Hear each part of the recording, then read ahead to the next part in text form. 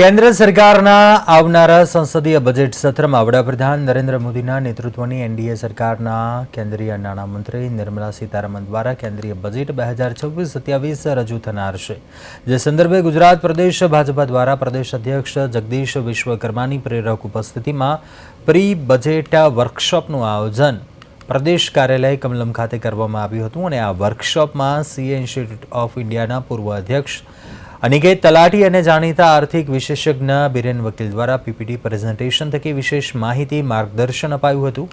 આ વર્કશોપમાં ગુજરાતભરમાંથી ભારતીય જનતા પાર્ટીના આગેવાનો કાર્યકર્તાઓ ઉપસ્થિત રહ્યા હતા, તેમજ આર્થિક બાબતના જાણકાર સીએ પણ ઉપસ્થિત રહ્યા હતા। વિકસિત ભારત 2047ના વિઝનને સાકાર કરવા માટે આવનાર બજેટના મહત્વ અંગેની ચર્ચા કરવામાં આવી હતી અને કોંગ્રેસને અને એના નેતૃત્વને કેન્દ્રીય સરકાર, રાજ્ય સરકાર અને ભારતીય જનતા પાર્ટી પર આક્ષેપો કર્યા વિના રાતે હું પણ નથી આપું। આ એમની સ્વાભાવિક પ્રક્રિયા છે।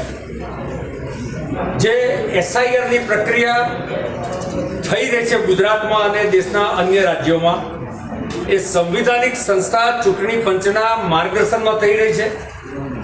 આઝાદીના ઇતિહાસથી આજ દિન સુધી આખી આ પ્રક્રિયા નિશ્ચિત થયેલી છે।